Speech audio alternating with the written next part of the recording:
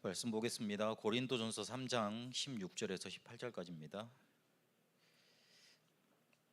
아닙니다. 고린도전서 3장 16절부터 23절까지입니다.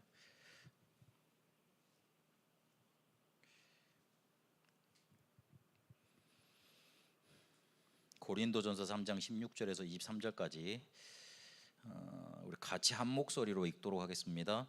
너희는 너희가 하나님의 성전인 것과 하나님의 성령이 너희 안에 계시는 것을 알지 못하느냐? 누구든지 하나님의 성전을 더럽히면 하나님이 그 사람을 멸하시리라. 하나님의 성전은 거룩하니 너희도 그러하니라. 아무도 자신을 속이지 말라. 너희 중에 누구든지 이 세상에서 지혜 있는 줄로 생각하거든 어리석은 자가 되라. 그리하여야 지혜로운 자가 되리라. 이 세상 지혜는 하나님께 어리석은 것이니 기록된 바 하나님은 지혜 있는 자들로 하여금 자기께에 빠지게 하시느니라 하였고, 또 주께서 지혜 있는 자들의 생각을 헛것으로 아신다 하셨느니라. 그런즉 누구든지 사람을 자랑하지 말라. 만물이 다 너희 것임이라.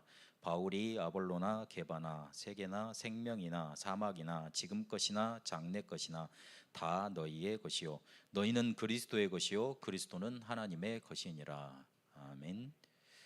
우리가 하나님의 절대 주권을 인정하지 못하면 끝에 가서 실패하게 되어 있습니다. 그리고 하나님의 절대 주권을 인정하지 못하면 결국은 불신앙 속에 사로잡히게 되는 것이기 때문에 스스로 무너지게 되어 있습니다. 그래서 하나님의 절대 주권을 붙잡고 믿음 회복해야 됩니다. 그리고 그리스도로 뿌리 내려져야 됩니다. 그리스도가 뿌리 내려지지 않으면 우리의 영적인 문제를 해결할 길이 없습니다.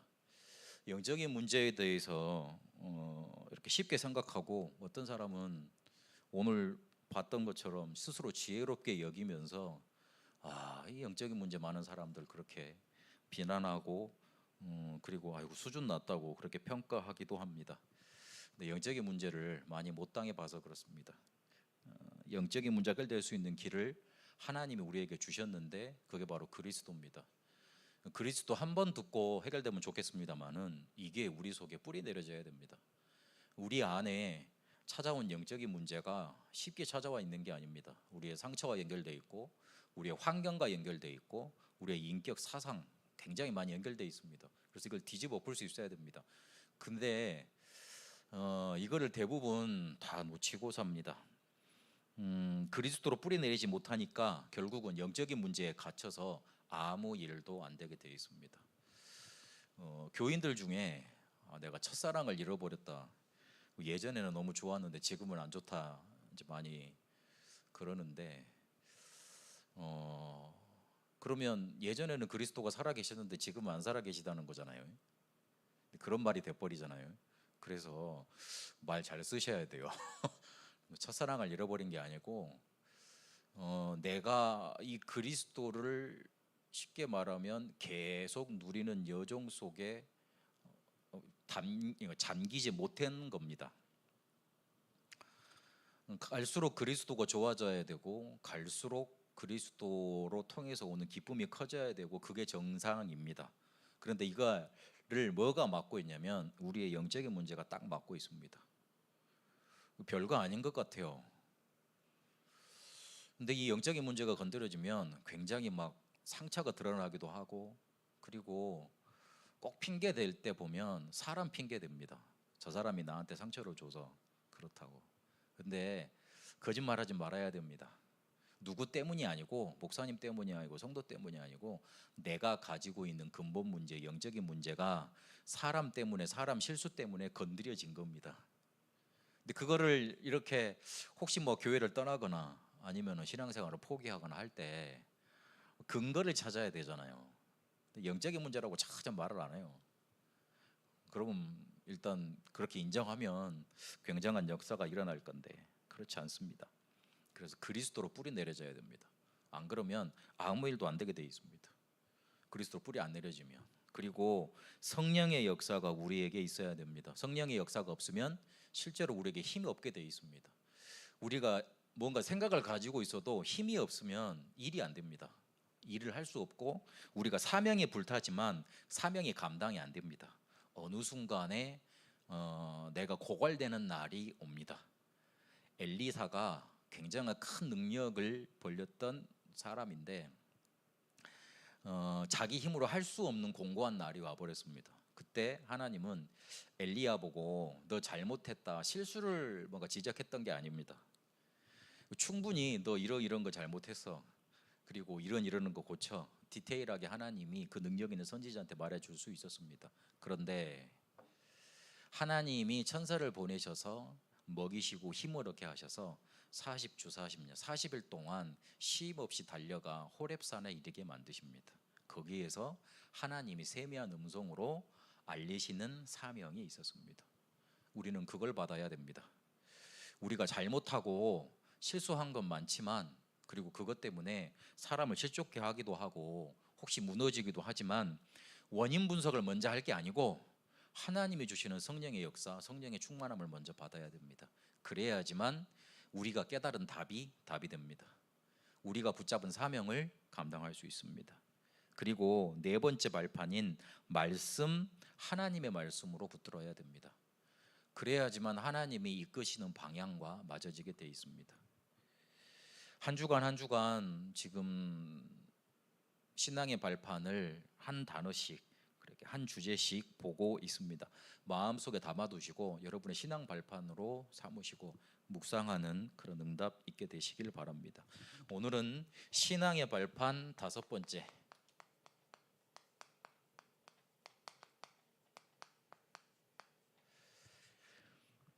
구원받은 나,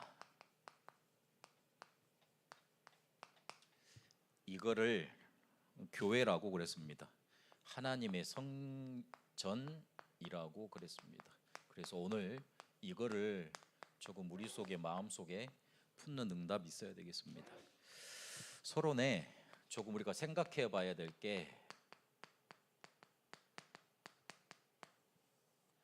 그 어떤 문제가 우리에게 있더라도 속지 않아야 됩니다. 우리가 속아버리면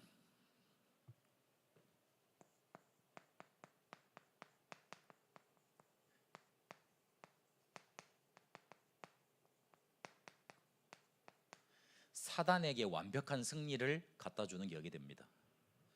그래서 속지 않아야 됩니다. 우리의 연약, 무능 있을 수 있습니다. 그것 때문에 좌절하고 낙심하고 안 된다고 이렇게 원망하기도 합니다.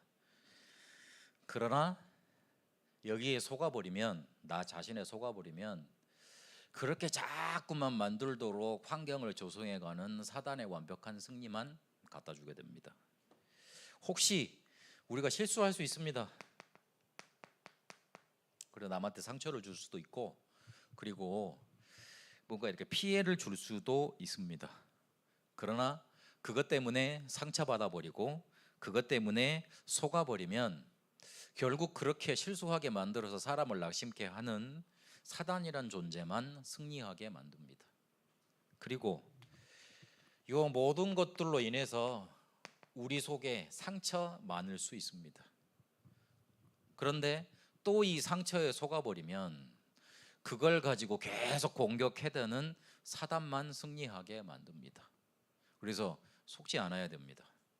내가 누군지 알아야 되고, 내 안에 어떤 것이 있는 줄 알아야 되고, 내가 어떤 가치를 갖고 있는가 오늘 확인해야 됩니다. 우리가 연약하고 무능한 건 사실입니다. 그러나 우리에게 무엇이 담겨 있느냐에 따라서 그릇의 가치가 달라지듯이 우리에게는 하나님의 영, 성령께서 거하십니다. 아무리 볼품없는 그릇이라도 금을 담아놓으면 그게 금그릇이에요. 아무리 귀한 그릇이라도 거기에다가 쓰레기를 담아놓으면 쓰레기통인 겁니다. 그릇 아무리 이뻐봤자, 그릇 아무리 잘나봤자 거기에다가 쓰레기를 담아놓으면 쓰레기통이라니까요. 그렇게 됩니다. 그런데 깨지고 상하고 볼품없고 별거 없어도 거기에다가 금을 담아놓고 보석을 담아놓으면 보석 그릇이 되고 금그릇이 됩니다. 우리는 연약하고 무능하지만 하나님이 우리 안에 거하십니다. 그 세상 어디에서도 가질 수 없는 빛이 우리 안에 거하십니다. 그래서 우리는 성전이요 하나님의 자녀요, 우리가 가는 곳에 237 살릴 만한 그런 빛이 임하게 되는 겁니다. 그래서 절대 우리의 연약과 무능에 속아서는 안 됩니다. 사람이 그거 가지고 비난할 수는 있습니다. 왜 이렇게 연약해 무능해, 아이고 다락방 수준 낮네, 그럴 수는 있습니다. 그렇습니다. 그러나 우리는 복음을 가진 자들이고 이 복음이 맞다고 결정하고 이단 누명을 써도 상관없다고 결정하고 이 자리에 앉아 있습니다. 괜찮습니다. 우리는 복음을 가진 자들입니다. 그래서 나 자신에 대해서 속지 않으셔야 돼요. 그리고 내가 실수 많고 혹시 실수로 인해서 사람에게 상처 줄 수도 있고 그리고 실족게 할 수도 있습니다. 그에 따른 벌은 내가 받으면 되는 거고 감내해야 되는 거고, 더 중요하게 그저 생각해야 될 게 내 안에 담긴 복음과 이 복음 때문에 오는 성령의 역사는 내 실수가 막을 수 없습니다. 내가 실수했더라도 내 실수를 통해 뭐가 성취가 되느냐? 하나님은 하나님의 뜻을 이루십니다. 우리의 실수와 상관없습니다. 우리가 아무리 실수한다 그래서 하나님이 정해놓은 게 바뀌어지질 않습니다. 우리가 잘못했다 그래서 그 잘못했으면 뭐 사람 상처 줬으면 내가 벌 받는 건 당연한 거예요. 근데 그것과 상관없이 내 괴로움과 내 어려움과 상관없이 하나님은 하나님의 뜻을 이루십니다. 나를 바꾸시려는 계획이 있는 거고 또한 그걸 통해서 뭔가 다른 쪽으로 하나님이 이끄시려는 방향이 있는 겁니다. 그걸 붙잡아야 됩니다. 하나님의 길과 하나님의 계획은 반드시 이루어집니다. 우리의 실수가 그 하나님의 역사와 우리가 가진 복음을 막을 수 없습니다. 막아지질 않습니다. 그리고 우리의 상처는 감사거리입니다. 우리의 상처는 기도 제목입니다. 그리고 우리의 상처는 복음 전할 증거 발판입니다.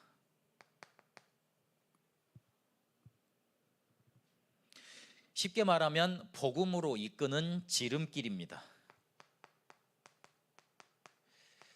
하나님이 왜 나에게 그런 어려움을 주셨을까? 복음 빨리 깨닫게 하시려고.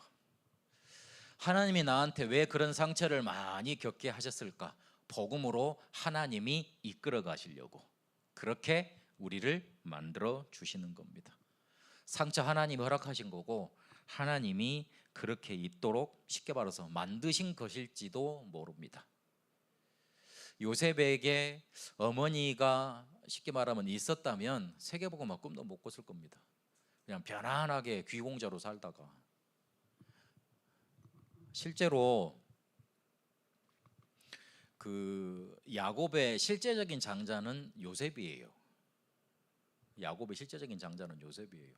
왜냐하면 가장 사랑하는 아내를 통해서 낳은 그런 쉽게 말하면 자녀였잖아요. 첫 번째 자녀였잖아요. 그걸 낳기 위해서 그렇게 기다리다가 난 거 아닙니까? 그래서 모든 것을 요셉에게 몰아다 줬습니다. 만약에 그걸 가지고 계속 살았다면 요셉은 세계복음화 못합니다. 그리고 전 세계에 그렇게 재앙이 닥쳤을 때 쉽게 말해서 풀 사람이 없었습니다. 그러면 하나님의 일을 못하게 됩니다. 요셉이 그 상처 받았기 때문에, 상처를 가지고 있었기 때문에 오히려 복음 속으로, 기도 속으로 더 깊이 들어갈 수 있었고, 그것 때문에 오히려 세계복음화를 활짝 열게 하나님은 하셨습니다. 그래서 상처가 너무 감사가 되고, 그리고 너무나 이게 내가 이 상처 가진 게 감격이 되고, 그리고 그걸 통해서 하나님의 계획이 보인다. 상처 치유된 겁니다. 그 전에는 치유된 거 아닙니다.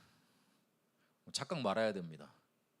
내 상처가 너무 자랑스럽게 여겨진다. 자랑하라는 말이 아니고요, 너무나 이게 없었으면 안 되겠다고 생각이 된다. 복음 깨닫는데 혹시나 이 상처가 없었다면 이거를 쉽게 말해서 끼워 놓을 수 없었을 거 아니야. 그렇게 쉽게 깨달아진다.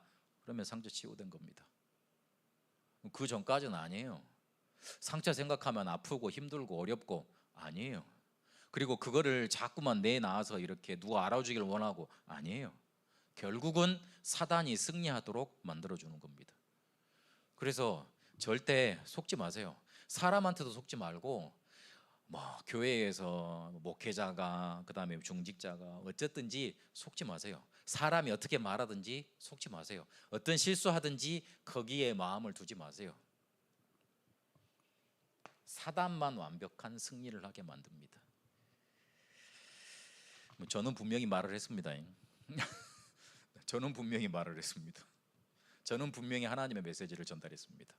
결국 교회에서 누가 잘났다, 누가 못났다, 누가 잘했다, 잘못했다 이거 따지다가 누구만 완벽하게 승리를 하느냐? 사단만 승리를 해요. 내가 낙심해 있는 동안 누구만 웃고 있느냐? 사단만 웃고 있어요. 하나님은 원통해 하시고. 그래서 그 굴레를 꺾어버리시라. 그렇게 해야 되겠다고 결단을 해야 됩니다. 그렇다면 이 속지 않아야 되면 내가 누군지, 그리고 내가 어떤 가치를 부여받고 어떤 배경을 가졌는지 이해해야 됩니다.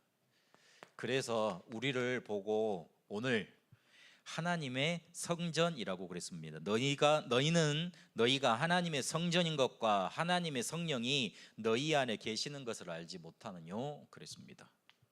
이 말은 바울이 열받아서 하는 말이에요. 고린도 교회가 찬란했거든요. 보통 문제가 많았던 게 아니에요. 고린도전서 한번 다 읽어보시면 다 아시겠지만, 가서 읽어보세요. 읽어보시면 아시겠지만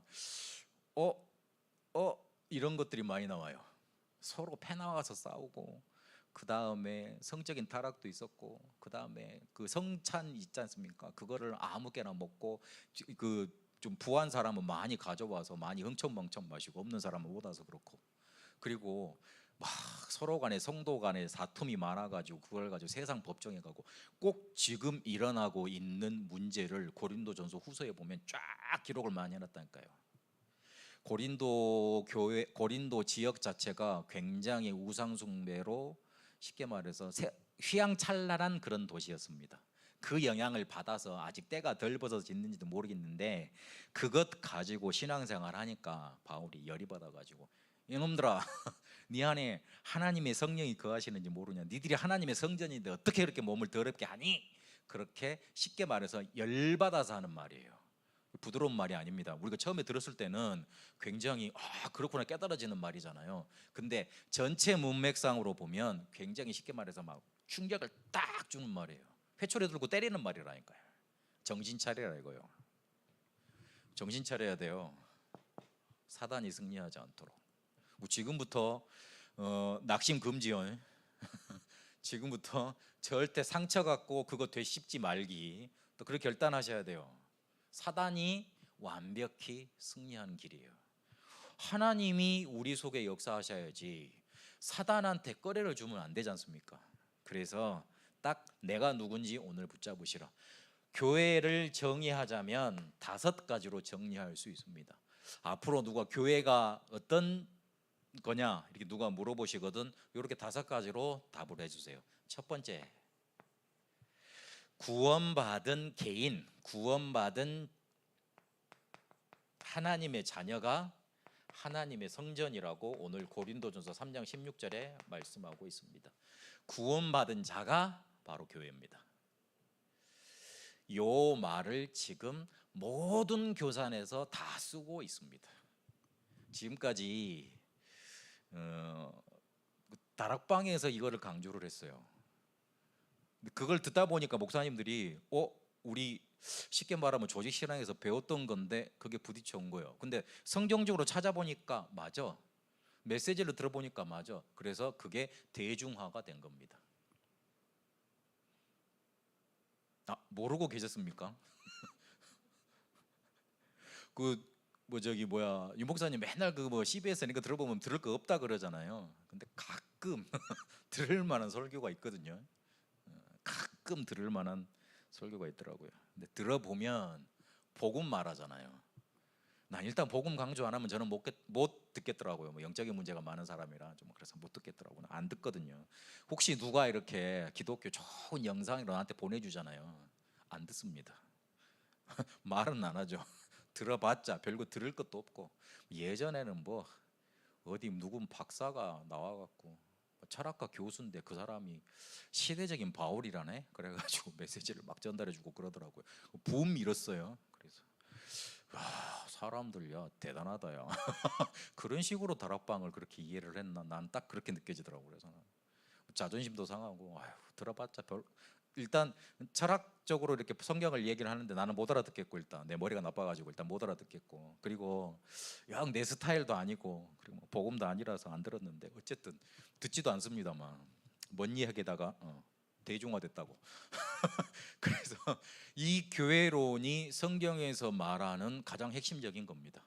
하나님이 우리 안에 거하시기 때문에 우리가 바로 교회입니다. 네, 그렇다면 이 구원받은 사람들이 모일 거 아닙니까? 두세 사람이 모일 거 아닙니까? 그게 바로 교회입니다. 마태복음 18장 18절에서 20절까지 내가 내 이름으로 두세 사람이 모인 곳에 나도 그들과 함께 있겠다 그랬습니다. 하나님이 함께 계시는 곳, 그곳, 그리고 그런 사람들이 모인 곳, 그것이 교회입니다. 그래서 구원받은 개인들이 모임, 그게 교회입니다. 그리고 이 구원받은 사람이 가는 곳, 현장이 곧 교회입니다.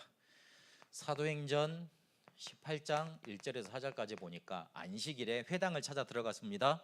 그곳에 성령께서 역사하시고 제자가 일어났습니다. 렘넌트가 일어났습니다. 구원받은 사람이 있는 그 현장이 바로 교회입니다. 그리고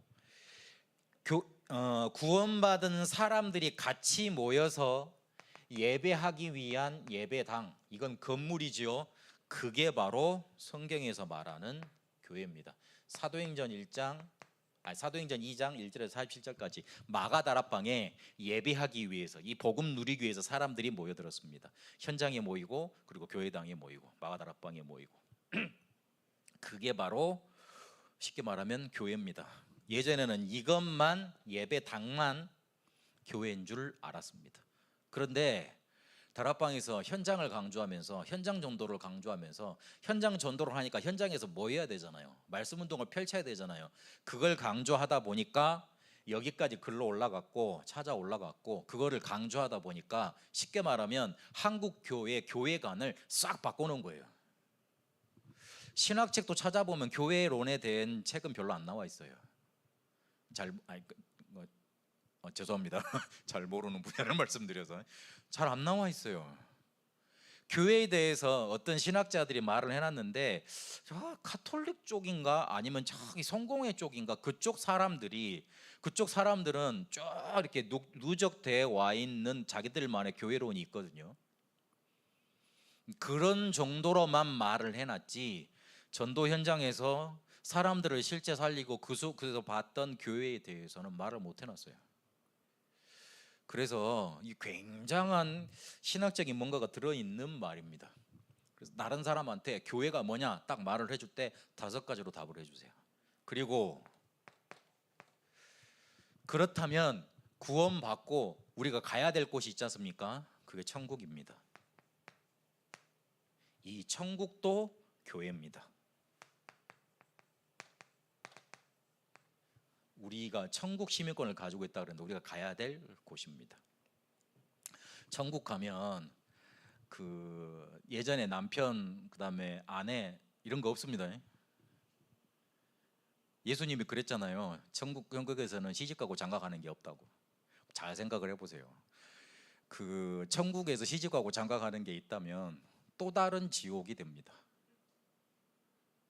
천국 안에 지옥이 다 이해를 하시네.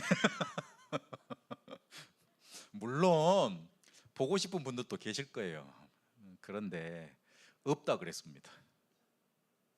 그 말은 무슨 말이 되죠? 천국 가면 다 성도인 거지, 천국인 거지. 하나님이 예전격을 다 삭제를 시켜주실까나 모르겠는데 어쨌든 예전격이 다 살아있으면 그것도 또 다른 지옥이 되잖아요. 그렇죠? 복음 답 안 내고 온 사람들이 있을 거 아니에요. 그렇잖아요. 이해가 되실런지 모르겠네. 그래서 그렇습니다. 천국, 우리가 가야 될 곳도 교회입니다. 이러면 자세히 보세요. 뭐가 기준입니까? 하나님이 함께 거하시는 개인, 이게 모이고 또 가고 그리고 같이 모여서 예배드리는 건물, 그리고 또 가는 곳, 하나님이 함께 하시면 그곳이 교회가 되는 겁니다. 그래서 우리가 하는 다락방 있잖아요, 별게 아닌 게 아닙니다.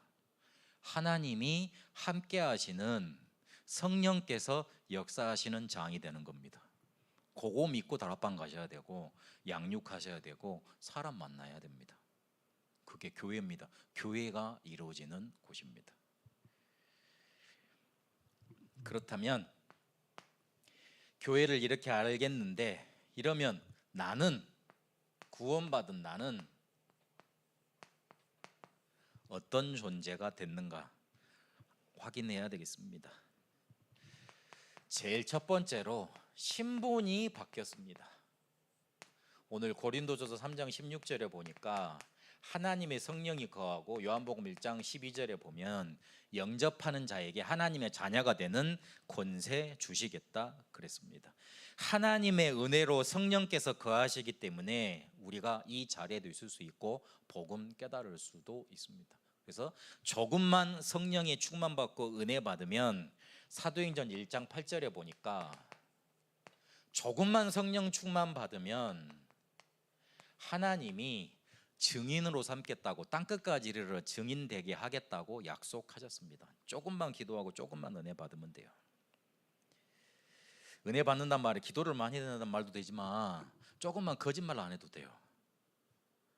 하나님, 내가 복음 앞에 나를 세워보니 내 연약 무능이 너무 많고 내 실수가 너무 많고, 그리고 나는 잘한다고 했는데 사람을 실족하게 한 게 너무 많고, 그리고 내 안에 상처로 가득합니다. 하나님, 내게 하나님이 주시는 은혜로 넘쳐나게 하옵소서. 내가 이런 것들 가지고 있는데 이거는 내가 복음으로 가는 디딤돌인 줄 믿습니다. 하나님, 나에게 복음으로 충만케 하옵소서. 하나님, 나는 연약하니 하나님이 나를 사로잡아 주옵소서.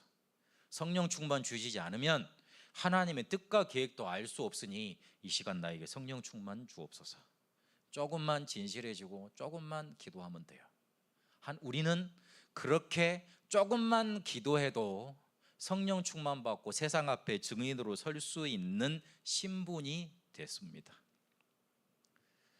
저희 아들이 집에만 가면 가끔 투덜투덜거려요. 뭐라고 투덜거리느냐, 아빠가 쓰는 맥은 너무 불편해 이러더라고요. 그것부터 시작을 하더라고요. 나름대로 전략이 있대. 그래가지고 윈도우를 깔아야 되겠대요. 그래서 제가 윈도우를 깔아드렸어요. 윈도우를 깔고 나더니만 게임을 깔더라고요. 그래서 게임을 하시더라고요. 저는 이렇게 인터넷만 돌아가고 간단한 영상 작업하고 뭐 그것만 되기 때문에, 모니터도 좀 크게 만들어 놓고 일단 메시지만 잘 보면 되거든요. 그렇기 때문에 맥 중에서도 좀 이렇게 데스크탑 중에 싼 거, 맥 미니 이거 예전 중고를 이렇게 샀고 그랬는데, 아드님이 게임을 해보시더니만 윈도우도 잘 안 돌아가고 잘 안 된대. 그래가지고 몇 달 전부터인가, 아빠 속도가 너무 느려요. 이제 차근차근 가더라고요. 누구 아들인지는 몰라도 전략을 가지고 나한테 다가오는 것 같아. 차근차근 가더라고. 결국에 제가 엊그제 결제를 했습니다. 오늘 바로 오라 그러더라고요. 컴퓨터가 왔거든요. 그래가지고 설치를 해달라고. 설치 네가 해? 그러려고 그러다가, 아이고야, 그게 자녀는 거잖아요. 내가 그렇게 말을 하니까 내 마음속에서 불편해서 못 살겠어요. 우리 아들이 게임이 하기 힘드시다던데 그걸 어떻게 내가 해결을 해드려야 되나, 이걸 윽박질러 해야 되나, 그리고 내가 뭐 능력이 없으면 모르겠는데 이걸 사드려야 되겠구나, 그 마음이 절로 들더라고요. 그러는 것처럼 우리는요, 우리가 하나님 앞에 언약을 붙잡고 하나님께 나아가면 하나님은 꼼짝 못 하십니다. 자녀들한테 다 세신가 봐요. 나는 안 그렇게 되던데. 그렇게 됩니다. 하나님은 하나님 자녀의 원한, 기도 제목, 마음, 상태 다 살펴보고 계십니다. 그렇기 때문에 우리가 조금만 언약 붙잡고 기도하면 됩니다. 우리가 바로 그런 신분입니다. 그리고 우리는 구원받았지만 세상 속에서 살아가야 됩니다. 그래서 구원받은 성도들이 세상에도 참여해야 됩니다. 그 신학교 때 술을 먹어야 되냐 말아야 되냐 그거 가지고 한번 토론이 붙은 적이 있어요. 그래가지고 술을 먹어야 된다, 괜찮다, 먹어야 된다가 아니고 먹어야 된다 그러면 좀 그렇죠. 먹어도 괜찮다 하는 파하고 그다음에 먹으면 안 된다 하는 파하고 그렇게 나눠져서 이렇게 토론을 하고 그랬습니다. 결국에는 끝이 없더라고요. 성경에는 먹지 말라는 말도 있고 취하지 말라는 말도 있고, 그리고 굉장히 그 디모데한테 바울이 그 포도주 한 잔씩 해라 이렇게 말도 있습니다. 그러면 다 성경이잖아요. 그러면 어느 걸 근거 가지고 먹지 말라 막아야 된다 그렇게 말을 할 겁니까? 근데 유 목사님이 이렇게 표현을 하시더라고요. 우리가 대통령이나 이런 큰 공식적인 자리에 갔다. 그런데 거기 있는 쉽게 말해 장이 한번 우리 오늘 좋은 날이니까 건배 한번 합시다. 그리고 다 와인에 잔을 따르고 잔을 드세요. 그러고 딱 하는데 그때 꼭 안 먹을 이유는 없잖냐. 성경에 먹지 말라 그랬지. 그래서 나는 안 들어 할 필요는 없지 않냐. 그랬어요. 그 정도 머리가 안 돌아가면 사회생활이 되겠냐 이 말이에요. 쉽게 말해서 눈치가 없고 이런 거. 그렇고. 그럼 반대로 너무 이제 먹으라고 이제 표현을 해주면 가서 실컷 먹으면 또 되겠냐? 실컷 먹었다는 거는 원래 마음속에 복음보다는 저쪽으로 뭔가 이렇게 집착이 되는 그런 영적인 문제나 이런 것들이 많다는 거 아니냐? 중독되는 거 아니냐? 그렇게 표현을 하시더라고요. 그래서 세상 살아갈 때 사람을 살리고 그리고 그 세상 속에서 조금 복음이 드러날 수 있는 것 가지고 딱 판단해 보면 됩니다. 제가 예전에 우리 초등부 랩런트를 데리고 그 수련회를 간 적이 있어요. 수련회가 끝났는데 수련회가 이제 모두 이제 일정이 마쳤는데 캠프파이어를 했거든요. 그 캠프파이어 하는 자리에 교사들이 3, 4, 5로 모이더만 한 잔씩 까시더라고. 어라? 그래서 다 나이 드신 분들이라고 내가 간지 몇 달 안 됐기 때문에 말을 안 했거든요. 그런데 내가 자다가 우리 옆에 있는 어떤 랩런트한테 슬쩍 지나가는 말로 너무 충격적인 말을 들었어요. 야, 우리 아빠도 술을 잘 드시는데 선생님들도 술을 드시네 이러더라고요. 그 아버지는 술 때문에 지금 돌아가셨어요. 너무 막 사람이 잡혀가지고 돌아가시더라고요. 그 어느 순간에 자기 삶을 놔버리더라고. 그래서 사고당해서 돌아가셨어요. 만약 우리가 이거를 섭취를 해서 먹어서 사람이 시험될 것 같으면 영원히 안 해야 돼요. 그렇잖아요. 이 사람이 복음을 놓칠 정도로 상처를 받는다면 안 해야죠. 그렇죠. 그게 맞는 거예요. 근데 복음을 위해서 사람 마음의 문을 연다. 그러면 그 자리에도 갈 수 있는 거죠. 그래서 저는 군대에 있을 때 우리 선배들 이렇게 술자리 가면 안 먹고 옆에 잘 앉아 있었습니다. 잘 앉아 있고 혹시나 선배들이 차 갖고 오거든요. 그러면 주시라고 내가 운전하겠다고. 제가 하사 때 이제 시험 그 운전면허 따가지고 열심히 잘 돌아다녔거든요. 되게 좋아하더라고요. 술은 안 먹는데 같이 놀아주고 그 다음에 자기들 뒷바라지도 해준다고 되게 좋아하더라고요. 그래가지고 점수 많이 따고 그랬죠. 그래서 복음의 문을 열 수 있다면요, 어느 곳에도 갈 수 있고 그리고 어떤 것도 가한 겁니다. 괜찮은 겁니다. 그러나 복음을 막는다면 내가 늘 하던 것도 쉽게 말하면 스톱해야 돼요. 그럴 수 있어야 됩니다. 그게 성령 받은 사람이고 복음 가진 사람입니다. 우리는 성령 가진 사람입니다. 그런데 불신자는 악령이 있지 않습니까? 악령 받은 사람입니다. 그래서 성령 받았기 때문에 불신자와 다른 점이 딱 한 가지예요. 성령 가졌다는 거예요. 이 성령께서 역사하시도록 그렇게 복음이 증거되도록만 조금만 생각하면 돼요. 그러면 세상을 살릴 수 있는 길들이 많이 열려집니다. 그리고 우리가 구원받았기 때문에 실패할 수 있는 이유는 완전히 사라졌습니다. 이번 주간에 우리가 강단에서 말씀 받았던 대로 언약의 대속물로 예수님께서 오셔서 우리의 모든 것을 해결하셨고 대신 담당하셨습니다. 끝내셨어요. 로마서 8장 31절 39절까지 보니까 기근이나 적신이냐 뭐 그런 핍박 환난 이런 것들이 하나님의 사랑에서 우리를 끊어낼 수 없다 그랬어요. 절대 끊을 수 없어요. 실패할 이유가 사라졌습니다. 그리고 실패할 이유가 사라졌으니 다른 것을 선택할 이유도 사라진 거예요. 다른 것이라는 건 창세기 3장 6장 11장 그리고 자꾸만 나 중심, 돈 중심, 물질 중심, 성공 중심 이렇게 가는 거, 나 중심 되는 거, 그거 선택할 이유가 사라진 겁니다. 그렇게 보면 성령 충만 받는 것이 당연하게 되어버렸습니다. 성령 충만 당연하게 우리는 받을 수 있어요. 자꾸 우리가 육신적인 체험만 하려고 그러니까 문제가 생기는 겁니다. 자꾸 이거를 육신적으로 내가 뭐 이렇게 막 그 체험이 왔다 찌릿찌릿하다 보면 방언이 나왔다 뭐 이렇게 뭔가 보이더라 이런 것만 강조를 해왔어요. 그러니까 문제가 생겨요.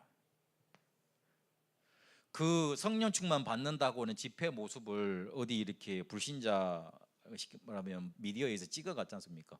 그거를 세상에 내놓으니까 사람들이 다 비웃잖아요. 저 사람들 이상하다고. 그것만 성령 충만이라고 보여줬기 때문에 그것만 우리가 내세웠기 때문에 사람들이 보기에는 이상한 거예요. 그런데 초대교회 보고 이상하다 그러지 않았습니다. 성령의 열매가 성령 충만 받으니까 그들에게 나타났기 때문에 그렇습니다. 갈라디아 5장 22절 보면 성령의 9가지 열매가 나오지 않습니까?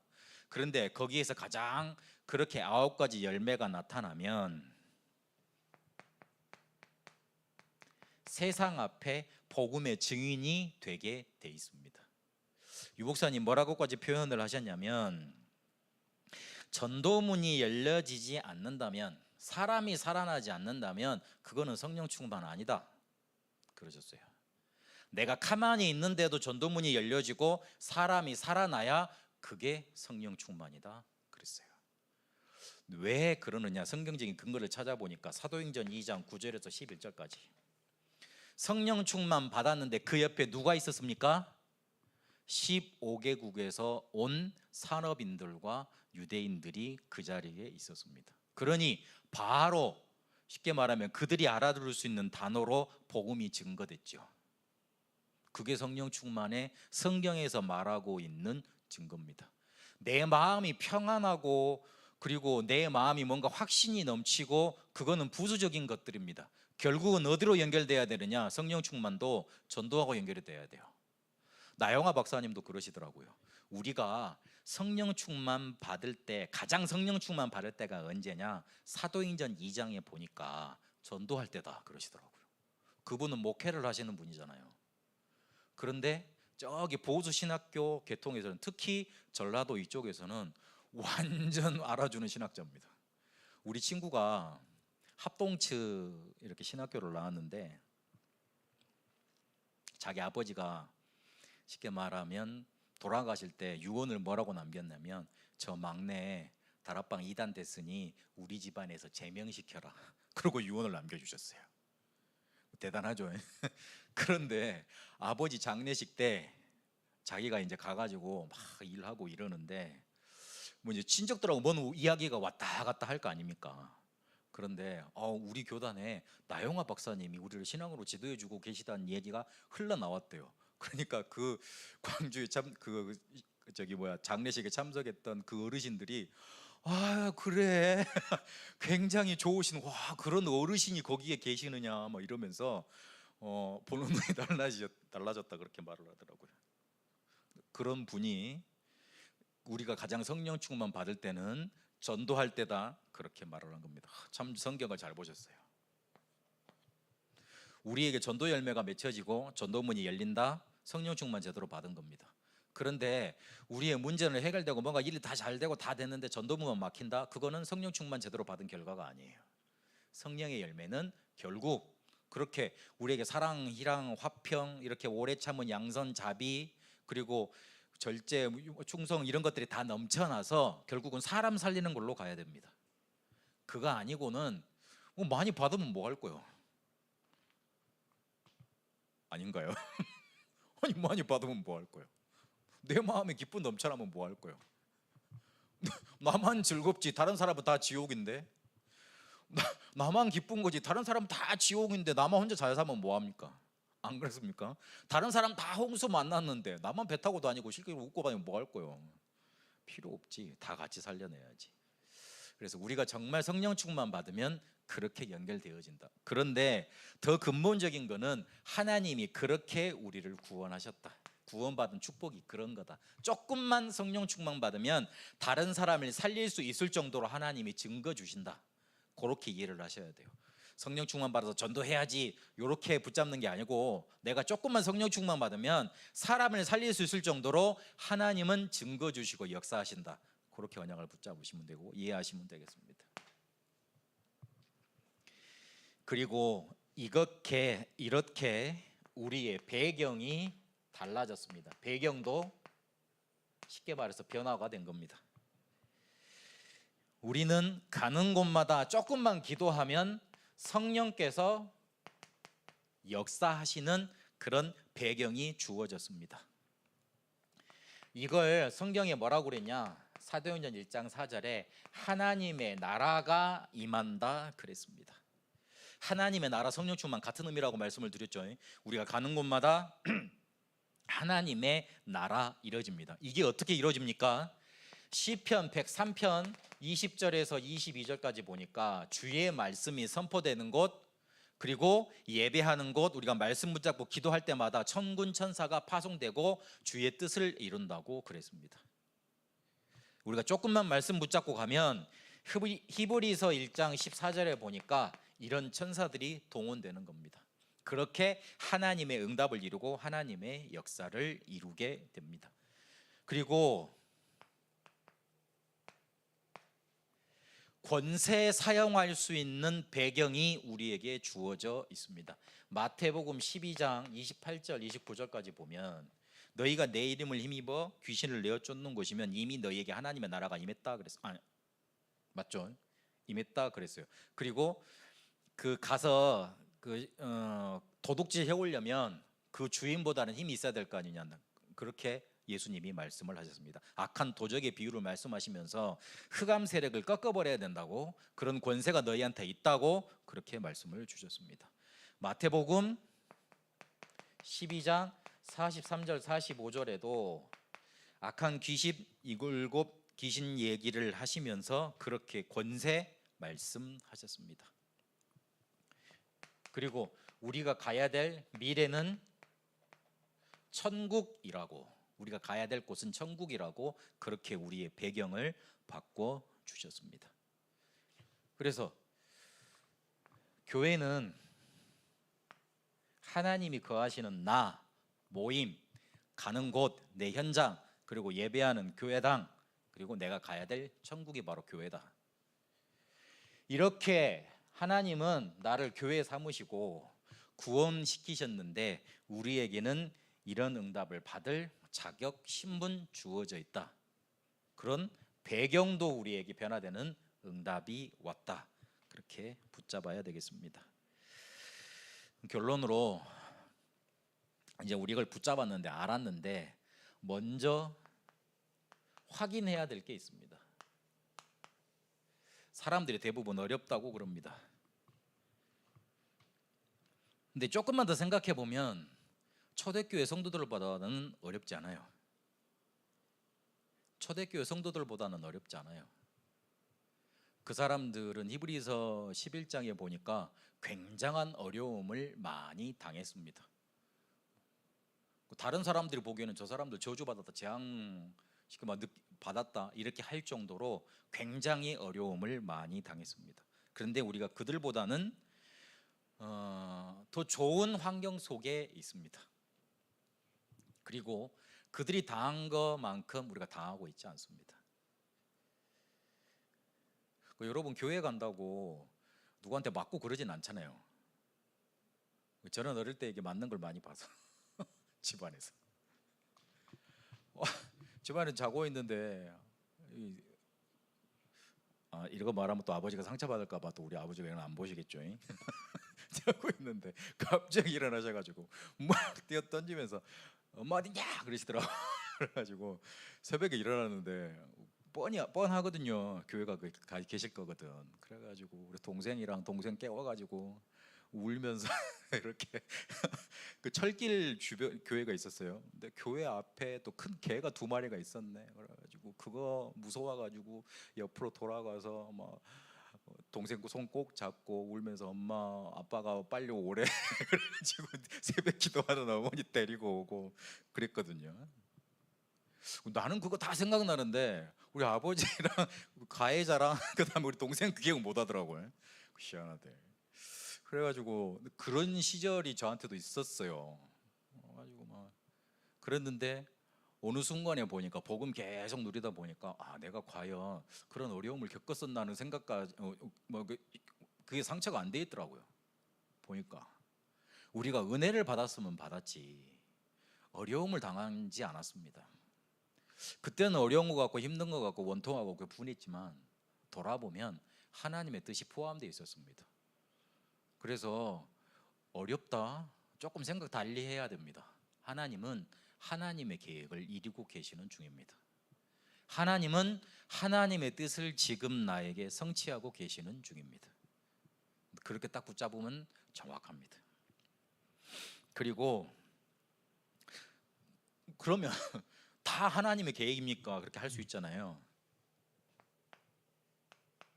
내가 잘못한 거 빨리 회개하세요. 그러면 돼요. 내 잘못이 뭔지는 깨달아야 될 거 아닙니까? 그거는 빨리 깨닫고 안 하면 돼요. 괜찮아요.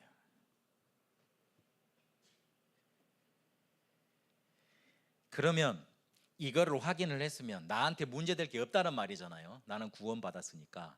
그러면 이거를 가지고 계속 기도를 해나가세요. 뭘 가지고 기도하냐? 신분 가지고 기도하세요. 목사님 맨날 간증하시는 거 있잖아요. 다락방 초창기 때 나는 신분 7가지, 신분 권세 7가지 가지고 기도했다. 그게 제일 좋은 기도 제목입니다. 내 문제를 해결해 주세요. 그거는 정말 모를 때 하는 기도고, 근데 진짜 알면 하나님이 내 안에 계시니 나를 인도해 주시고 하나님의 영으로 충만케 해주세요. 내 가는 곳에 천사 파송해 주시고 흑암 세력 결박해 주시고 하늘 배경 누리게 하시고 제자 삼고 제자로 서게 해주세요. 그것만 기도하면 돼요. 그게 기도 제목입니다. 우리가 뭔가 해달라는 거는 하나님이 다 아신다 그랬습니다. 마태복음 6장 주기도문 말씀하실 때 예수님 그러셨잖아요. 하늘 천부 아버지께서 하늘 아버지께서 너희한테 그 필요한 거 모르시겠냐? 그 기도하지 말고 이렇게 기도해라 그러면서 주신 거예요. 다른 거 기도하지 말라는 소리예요. 쉽게 말하면 먼저 그의 나라와 그의 의만 구하라 그랬어요. 그래서 신분 가지고만 기도하면 됩니다. 뭘 확인하면서요? 여러분의 가치 확인하면서요.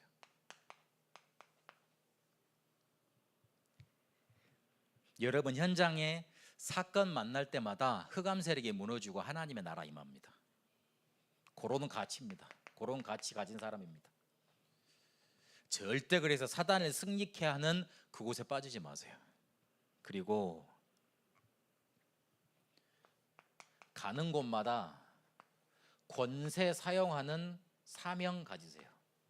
가는 곳마다 흑암 세력을 결박시키시라고요. 눈에 보이지 않게 역사하는 사단의 세력 결박하시면 됩니다. 우리는 구원받은 사람입니다. 하나님은 우리를 구원받은 그 우리들을 보고 교회라고 하셨습니다. 성전이라고 하셨습니다. 그래서 어떤 축복을 받았는지 어떻게 누릴 것인지 조금 깨닫고 말씀에 인도받게 되시길 바랍니다. 살아계신 하나님 감사합니다. 속지 않고 내가 어떤 존재고 어떤 축복을 받았는지 어떤 배경을 받았는지 누려가게 하여 주옵소서. 내가 하나님의 성령이 함께 하심으로 성전이라고 하셨사온데 우리의 모임에, 우리 가는 현장에, 우리가 모여서 예배하는 이 교회당에, 그리고 가야 될 천국에 교회의 축복이 임하도록 그거 누릴 수 있도록 인도하여 주옵소서. 살아계신 우리 주 예수 그리스도 이름으로 기도합니다. 아멘. 찬송가 200